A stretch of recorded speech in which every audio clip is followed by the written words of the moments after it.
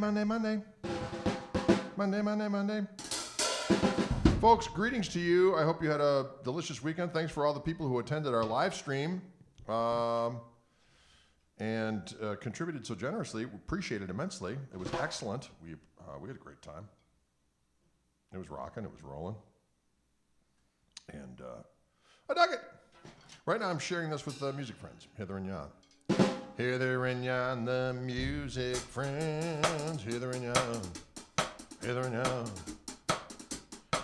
You know, Heather and Jan, you got your music friends, and you need to share stuff with them. Am I right or am I right? Greetings out there, y'all. I see Paul, I see Michael, I see Tom.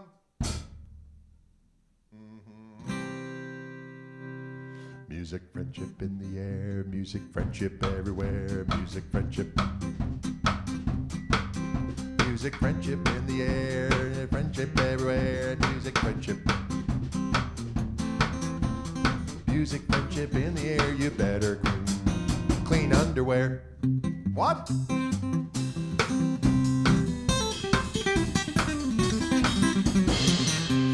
Oh, acoustic gristle indeed by Jiminy Jangle. Is the bass drum fixed, Paul wants to know. Is the bass drum? It wasn't the bass drum, it was the, Dylan's going to pipe in. Dylan's armed with the microphone. The bass drum was the bass drum stand, and no, I have a 30-pound weight in front of it because the force of my foot is just too powerful. The force of Dylan's foot is too doggone powerful. The force of Dylan's foot is too doggone powerful. Greetings from Moto Camp, Canada. I like it, Paul. Dylan does speak words, and they're powerful words, as he just spoke them to you.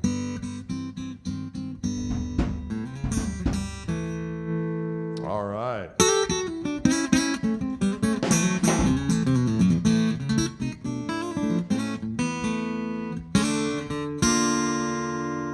played that one a little while, right?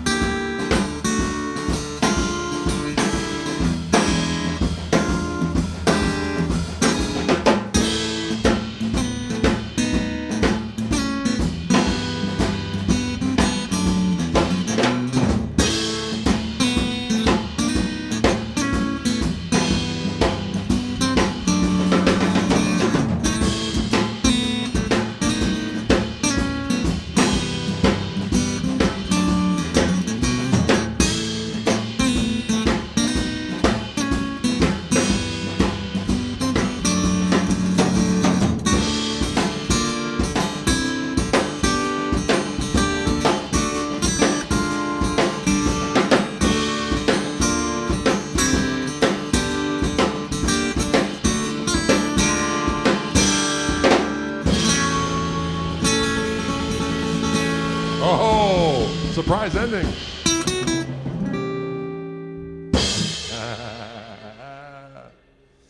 Yeah, surprise ending there for the kids. Can you dig it? Genia, what's going down? Dual Metropolitan Complex. It's cold about down here behind the cheddar curtain.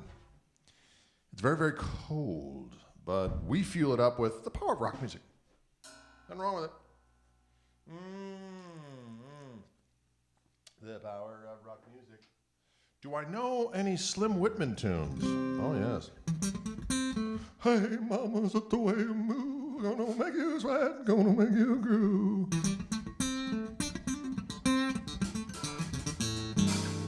Ah, child, the way you shake that thing. Want your honey to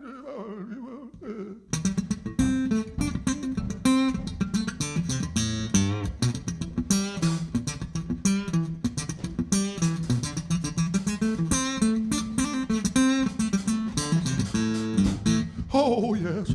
Oh, yeah. Oh. Wow. I don't know if that was Slim Whitman, but it was somebody else, maybe equally as troubled. Lord. Play lots of warm chords, right? That's what's necessary.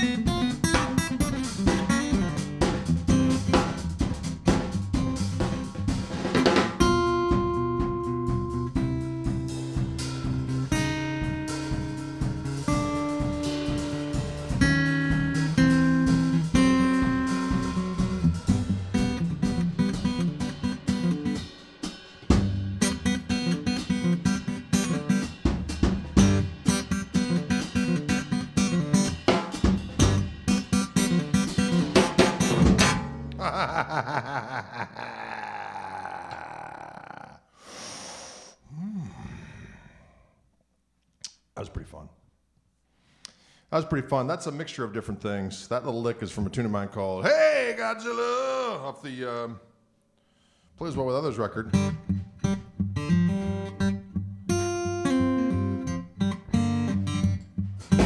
That's a cool little riffy Rooney. And then I threw in some other little more. That's this one.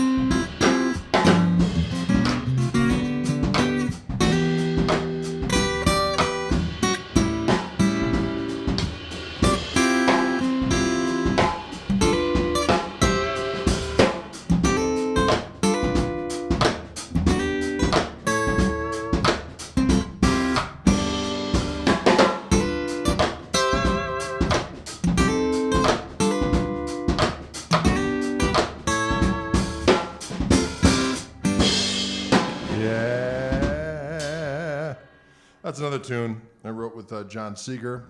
That was called Baby Sister. That's on his record that he did called Walk in the Park, which features tunes that both of him and I wrote. Dylan actually plays on that song, on that record. The question out there is, what are some of Dylan's influences as a drummer? Dylan, your turn. Dylan's got a mic. Dylan's got a mic. Dylan's got a mic. Dylan's got a mic. Everything from Elvin Jones to John Bonham and everything in between. I like that kind of talk. And pretty much every Frank Zappa drummer as well. Pretty much every single one was an early influence because I listened to Zappa records as a kid over and over and over again. All that stuff. And Bernard Purdy, Max Roach, you know, the greatest hits. The greatest hits. Ginger Baker. What about Keith Moon? You didn't give Keith Moon any love. Of course. Keith Moon, Ginger Baker, Bonham, Mitch Mitchell. You know, the 60 Standards dudes. Yes. 60 Standards dudes. Can you dig it? The 60 Standards dudes. The 60 Standards dudes. I say what? Oh, and Clyde Stubblefield, of course. I like this kind of talk. Zigaboo, the Meters. Oh, you could have been like, eat that microphone. Eat it. Well, hello. Can you hear me? Yes. Can you hear me? Yes. Jimmy Carl words. Black. Buddy Rich. Keith Carlock. Play some Who. Oh, we've done it before. Oh, yeah. We're not afraid to do it. Carmen Apiece. Carmen Apiece, yeah, the Beck, Bogart, and Apiece stuff. Yeah, that Superstition groove is slamming. It's slamming. What the hell's that sound? Oh, that's me. Sorry about that, Ryan. I did something to mess with it. I gotta plug this thing back in again because it is plugged in direct, and that's what's making that scaboidal sound. I'm gonna switch over to the electrical guitar. The electrical guitar. What year is that kit? Someone asks.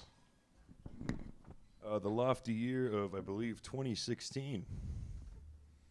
I think so. That's when I got. I picked it up at the Hal Leonard headquarters here in Wauwatosa before a gig, and I do believe that was in 2016.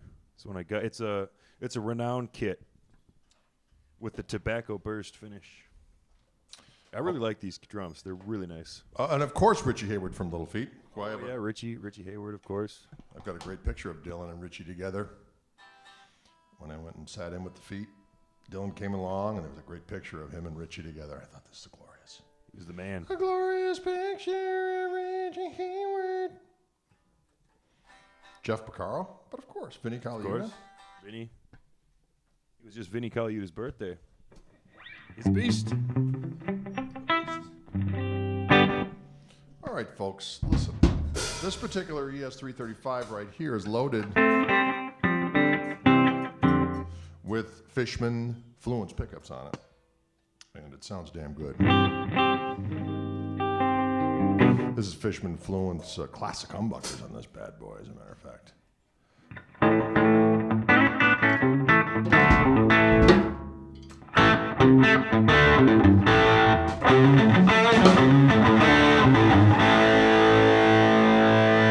And that, my friends, is the sound of rock.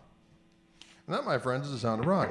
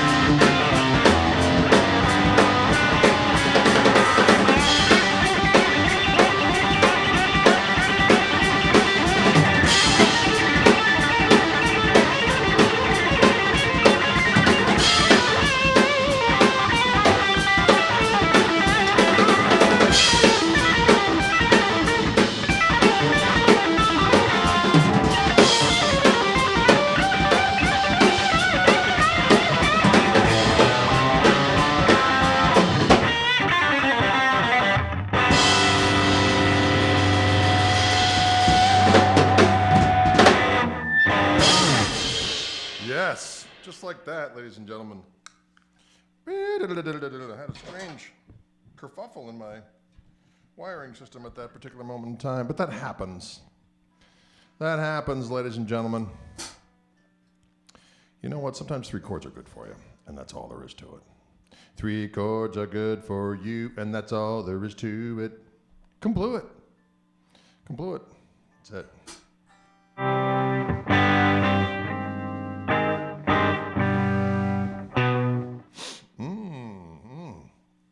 Someone asked what kind of pickup I had in that acoustic guitar. First of all, it was a 0028 with a factory installed Fishman Matrix Infinity pickup going into an Aura Spectrum preamp, which we're going direct out of into the board, as well as it's going into the front end of a Loudbox Performer amplifier by Fishman, and we have a mic SM57 in front of that. And we mix them together into a delicious goulash. What pickups on here? These are the Fishman Fluence classic humbuckers on this bad boy, and they sound damn delicious. What's the battery in the 335? Lithium? Or I have a lithium, but I have a special install. There is the input for the to charge the batteries underneath the pickguard here. I sent this guitar to Fishman. They did a little custom install. A little custom install for Grade. Not wrong. It's not wrong.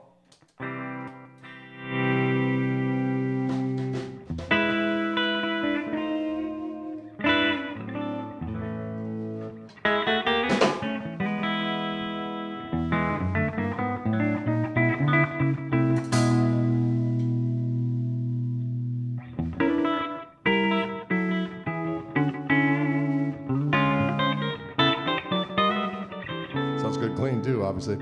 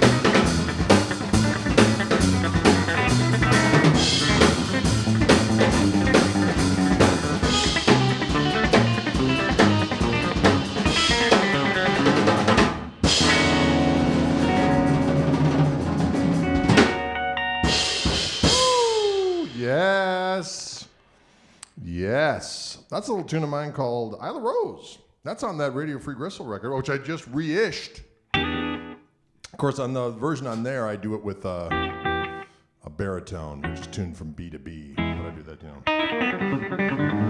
I am not using a compressor right now. I'm just going straight into the amp. And I do have a little delay going through the effects loop of the amp.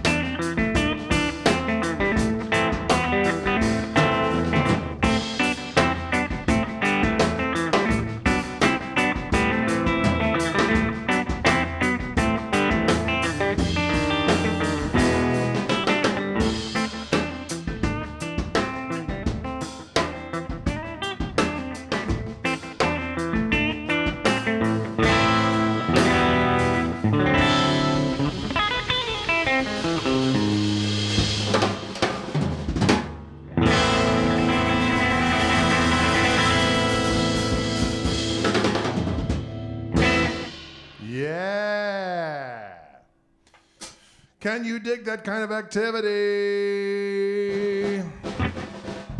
Yeah, the middle position with these Fluence classic humbuckers, it sounds damn good. I'm not going to lie to you.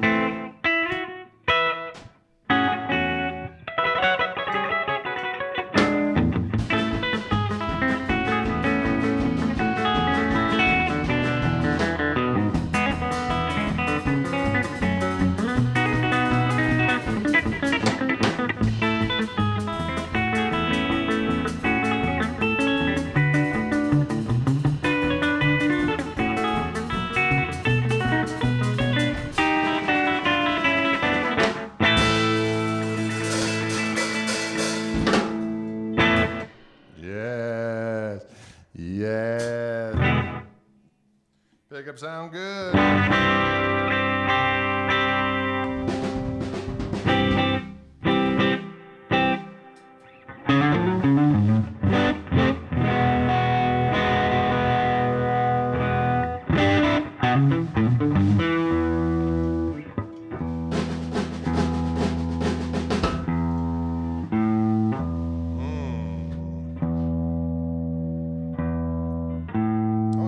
Pickup soiree here.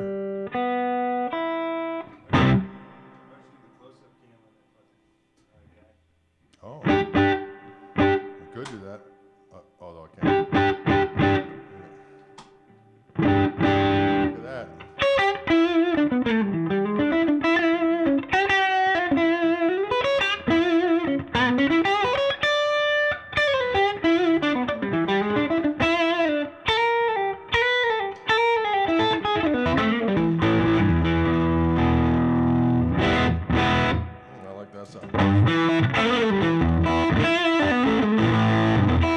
That sounds good too, though, doesn't it? Nah.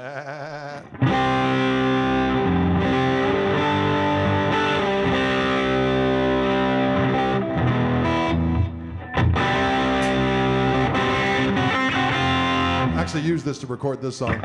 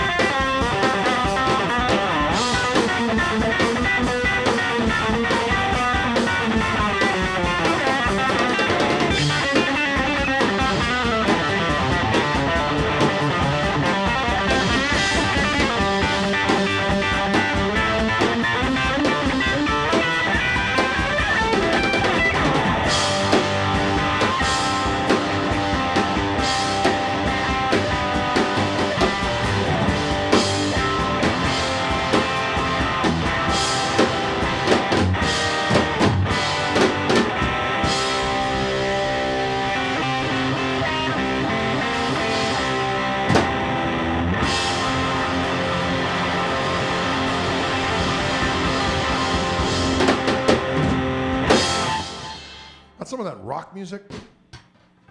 No, it's not smooth jazz. It is not. It is definitely not that. It is definitely not smooth jazz. It is definitely not. Anyways, those are the sweet classic humbuckies from our friends at Fishman, the Fluents. They sound so damn good, the Fluents. They sound so damn good. The Fluents. Sound so damn good. Fluents. Sound so damn good. Listen, folks. You know what you usually can't do? Usually you can't put down a 335 that sounds that good and plug in a Strat and not mess with the controls at all, and it's still going to sound good. You know why? Because for some reason, the Fluents pickups, they just so sound so doggone good.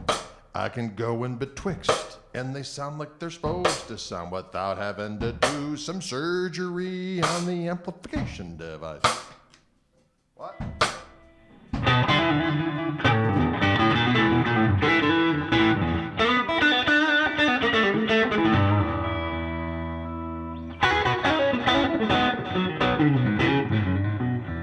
These are Fluent single with pickups on this rather.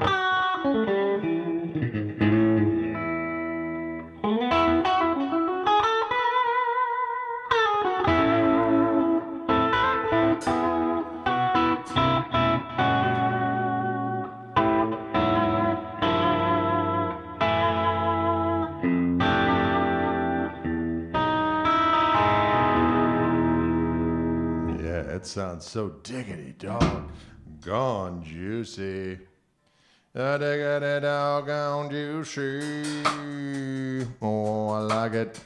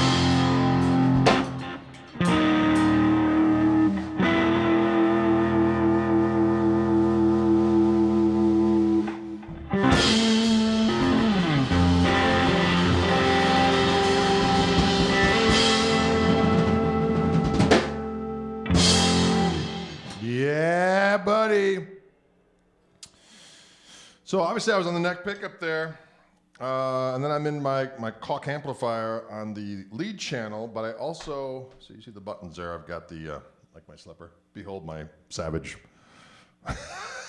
house slipper. We got the lead channel on with the OTS, which output tube saturation. Those two together sound really good. You just ride the volume on the old guitar, and it allows me to go between like this, which is just a nice little bit of heat on it.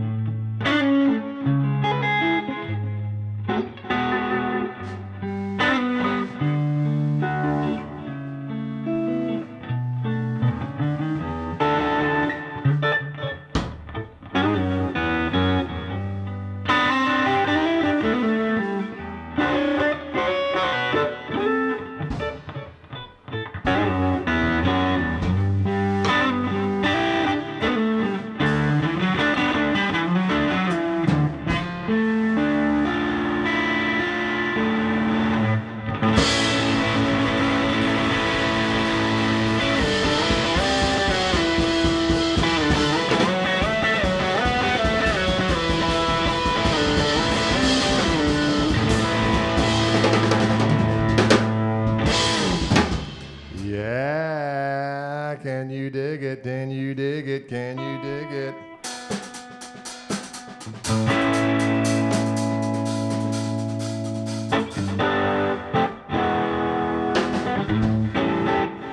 Ooh.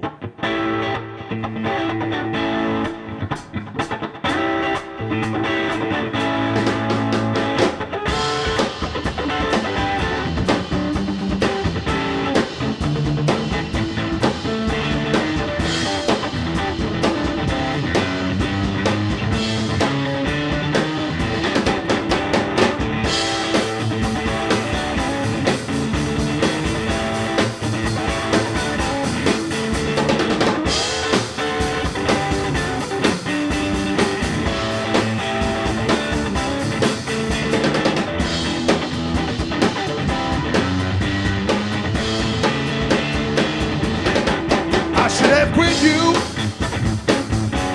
a long time ago. I should have quit you a long time ago. I should have quit you, baby, went down to Mexico. But if I had followed my first mind, if I had followed my first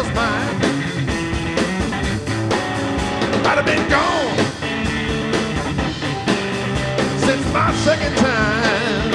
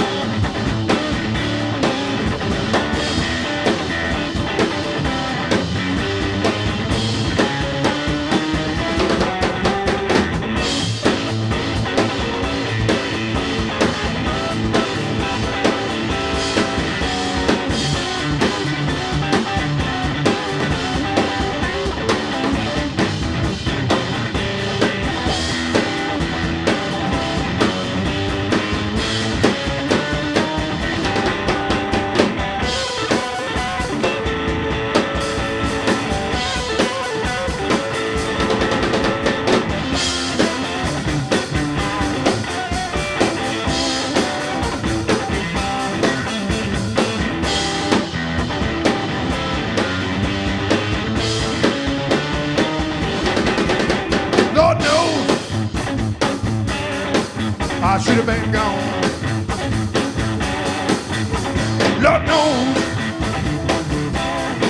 I should have been gone. Instead of staying here, yeah, down on this killing floor.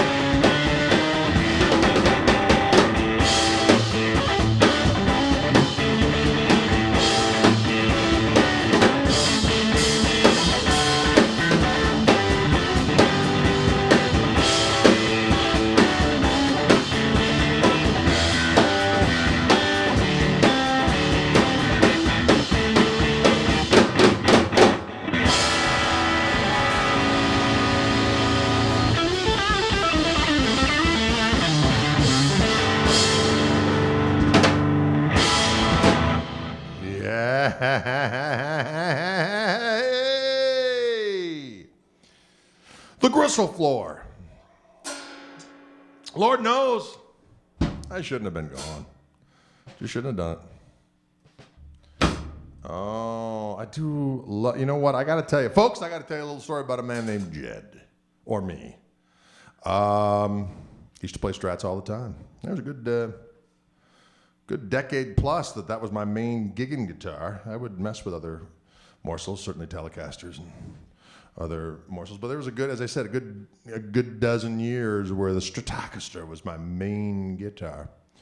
And it just wasn't fun trying to keep them in tune. It never quite sounded right to me sometimes. I'd be doing a gig and be like, ah! And it wasn't until I started using the Fluence pickups again that it made it fun for me to play a Strat again. That is a true story because every position of the toggle switch sounds great. They're noise canceling and they have a second voice that has a little bit more beef to it. So it completely solved all my Stratocaster whining. And this is an old guitar I've had forever. I got it back in I ordered it specially from the Fender Custom Shop in 1991, folks. A buddy of mine, Alec, smart Alec, if you will, he had a 56 Strat, a real one. And I would use it every now and again on gigs, and he had big frets in it and so on and so forth. It had a big old neck on it. So I ordered it from the Fender Custom Shop. I wanted an ash body, but I liked transparent sonic blue because I knew that it would mutate into this weird green. And I wanted the mother toilet seat pickguard because I remember years ago I was up in Minneapolis or St. Paul and I was in Torp's Music and there was a sonic blue Strat with gold hardware with a mother toilet seat pickguard. I thought, that is so spectacular.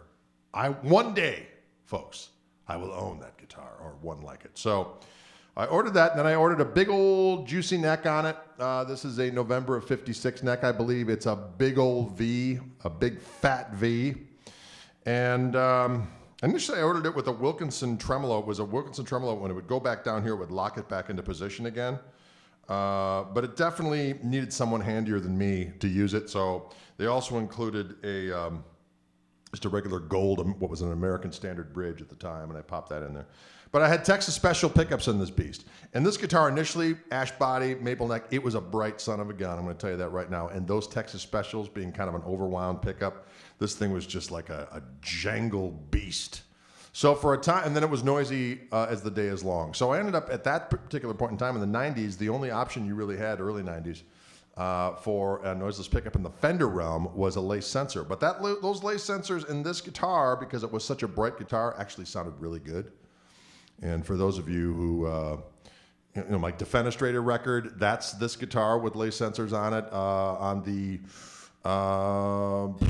Double the Gristle record, the live one, that's all this guitar with those pickups in it. I think maybe a couple tracks where there's something else, but this guitar is prevalent on it. On the Strat's Got Your Tongue record, this guitar is on there, like on 265 and a lot of those different tunes. That's this guitar.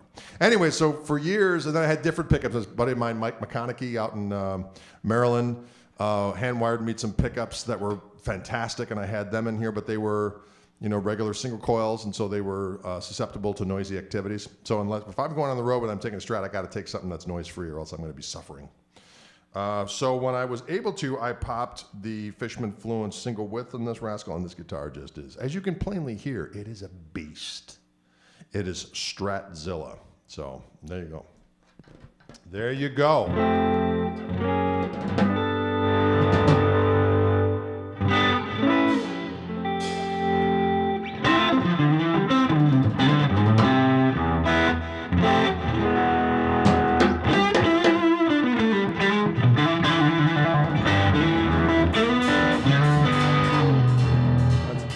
Juicy little tone right there. A juicy little tone, dilly.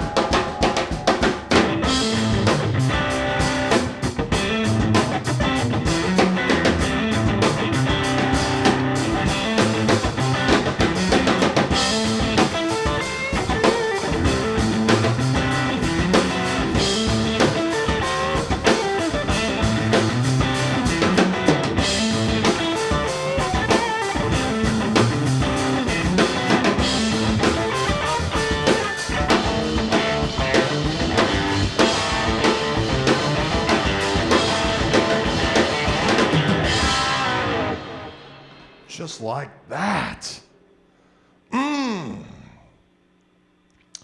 Yes, indeed. That was a tune called Defenestrator, which I recorded on this very guitar. On this very guitar, ladies and gentlemen. Well, Dylan, thank you so much for participating today. This is where I open it up for questions. Say goodbye to Dylan, or if you have a question for Dylan, now would be your time to ask Dylan James what goes through his brain. Someone says I can't get enough of Electric Church. Let's hear that riff. Yeah. You know, I counted it off a little fast during our live stream, and someone piped in, "Hey, are you the one that made Dylan not play that churchy groove and speed it up?" No, it's not me. It just happened. So Dylan's leaving. He's like, "I'm out of here, bros." That riff from that song.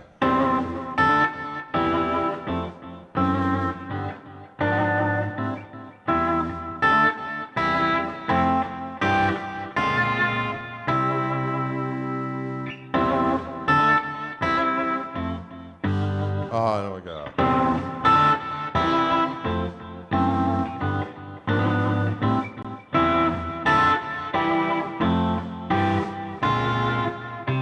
The snare still on?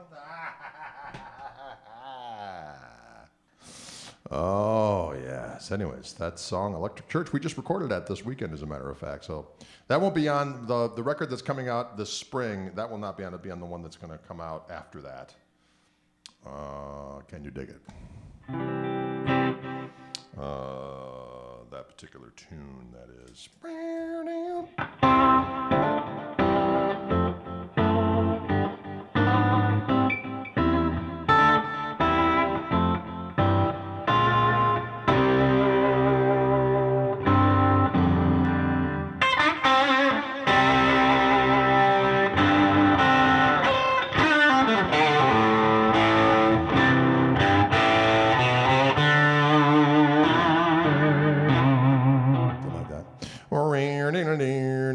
What's for dinner tonight? That's a good question.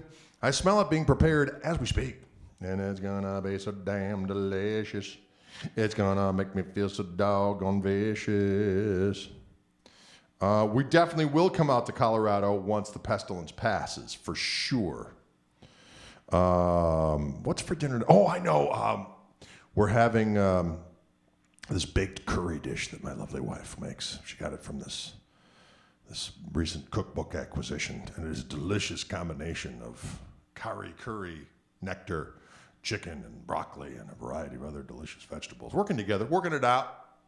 Puts in the oven, gets all sizzled up. You know, we got a double oven. We got a double oven on the top and oven on the bottom, and we bought that thing not too long ago. We moved into this house. It was about 5 years ago. And the bottom oven's not working. So I called up the place and said, "Hey, bros, I need to come here and fix my damn oven. We got some food to eat. Sometimes we need both ovens cooking together. Belch out some sweet deliciousness." And they're like, "Okay, we'll send someone over." They came over. Well, he goes, "Well, your burner's shot. We're going to order the part, and we'll call you when it's ready." I'm like, "Wicked." 2 weeks go by, nothing. They call up, and I'm like, "Bros, where's my burner?" And they said, "Sorry, not in yet," because of supply chain issues, because of COVID-19. And I was talking to the gal, and she was a little snippy with me. And I was nice. Well, I'm a nice fella. She was like, "No." I felt like going, "How nice would you be if your oven didn't work?" I'm thinking, not so much. Maybe your oven doesn't work. The part is back ordered. It's sure indeed. Indeed.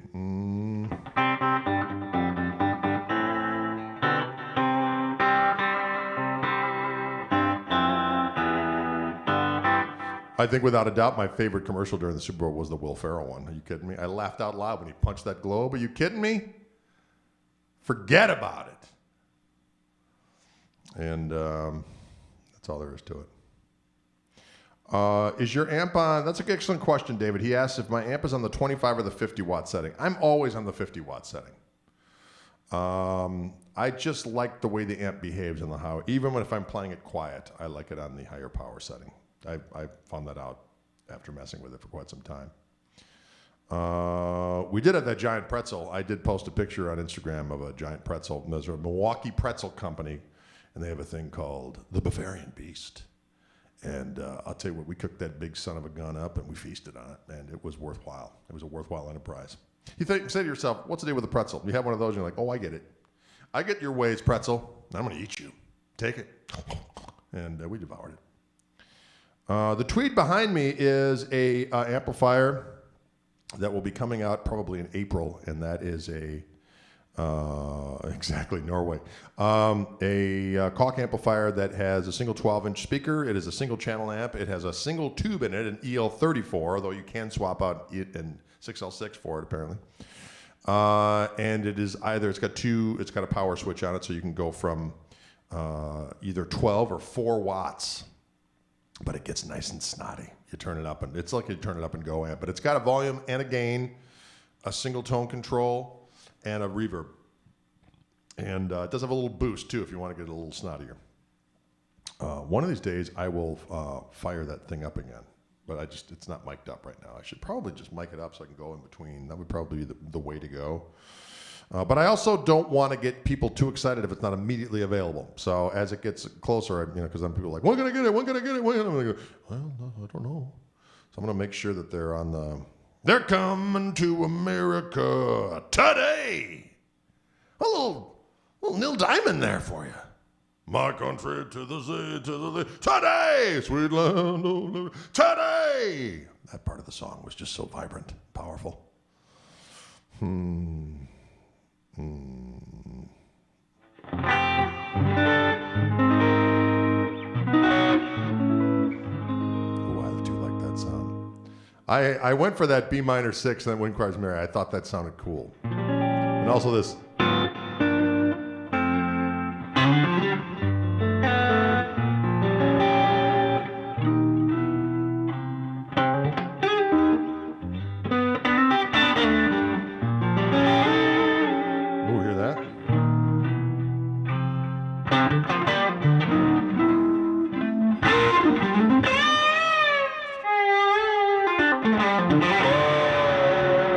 Right?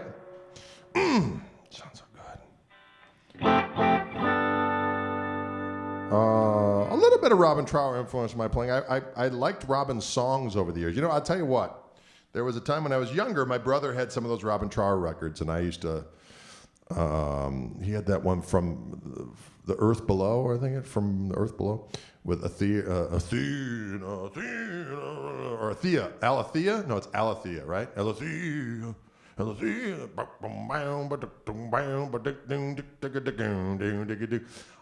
the riffs. And then somehow I got all snooty somewhere in my...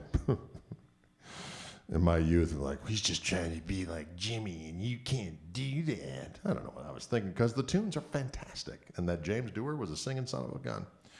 But what really brought me back into full Robin Trower love was when he did that 7 Moons record with Jack Bruce, and I just really enjoyed the tunes, and I also enjoyed how he doesn't really play. He's got some licks that he does per se, but they're just kind of like utterances, and he really is improvising with the tools at his disposal in a way that I find very, very satisfying. So I am a Trower fan. I'm going to tell you that right now. Attention, Joseph. Thank you, Patrick. Oh, Lord. Yes. Favorite funk band and artist? Oh, I'm going to have to go with Larry Graham and Graham Central Station. I think that is my favorite. Any thoughts on Matt Guitar Murphy? Fantastic. I love Matt Guitar Murphy. That solo, believe it or not, of course, the stuff he did earlier on was great, but, just from the Blues Brothers point of view and that live record, his solo on Sweet Home Chicago, forget it. Delicious. Yeah, I've opened up for Robin Trower a couple times and never met him. Because it's one of those weird things. The guys in the band were great and they were very cool and they enjoyed the band, but I never saw Robin, and that's okay. I don't want to. I never. As I said, I'm not a leg humper. So if I'm opening up for somebody and they don't make themselves readily available, I'm not going to go in there and go, did you hear me? Was I good? Do you dig me? Validate me. Because I'm, no. If they're not forthcoming with it, I'm not going to. Yeah. So, but, I can understand when and I have to say, as a guy that's had bands open up for me, it's like, you want them to go out there and do their thing and let the good times roll. And if I catch a couple tunes and I'm like, hey, that sounds great. But at the same token, sometimes you have bands open up for you and they just try to just unleash the beast in such a savage way. You want to be musically compatible with who you're opening up for so that it's a nicely paced evening of delicious musical activity. Most people are respectful. Sometimes they're not, but I always try to be respectful. We do our thing. But sometimes when you're an artist like Robin, you don't even want to hear what's going on beforehand. You just want to go in and do your thing. You don't want to mess with your vibe or your flow. I can dig it. Well,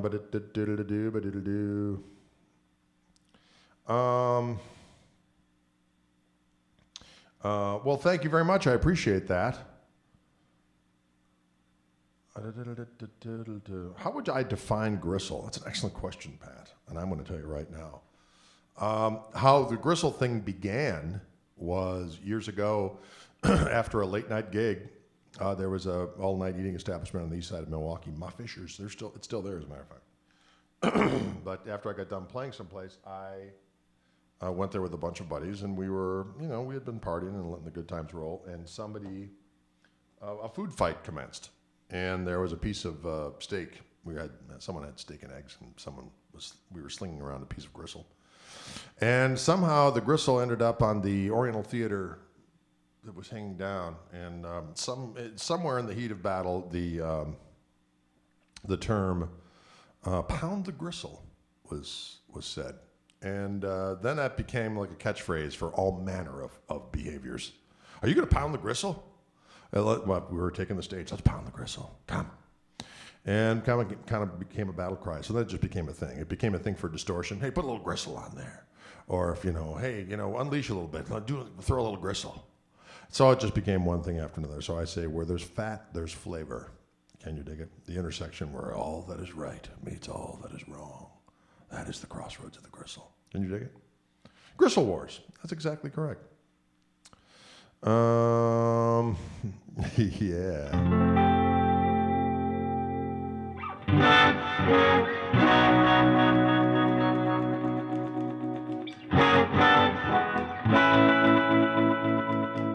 Oh, wow.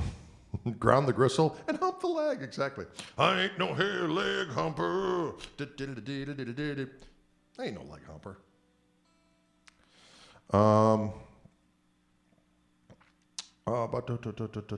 Everyone learns that lesson, though. Early on, when you're a youngster, you're like, if I could only get my tape to so-and-so, who's my idol, he'll hear my glorious music and help me. And then you realize they just don't give a sweet, sweet poop. Well, I shouldn't say that. It sounds burdened, but it's just an unlikely scenario. Let's put it that way. It's not that they don't care. They do care, but, some do, some don't. But just an unlikely scenario. Just do your thing, reach your fans, try to build a base of people that enjoy your stuff, and don't worry about what idol A, B, and C thinks you. Of course, I've been very fortunate in that regard. I've had some of my idols respond in a very positive fashion to my musical activity, but it's I didn't hump their leg to get it. You know what I'm saying? What kind of talk is this? What the hell has happened? Orange Room, what have you compelled me to say?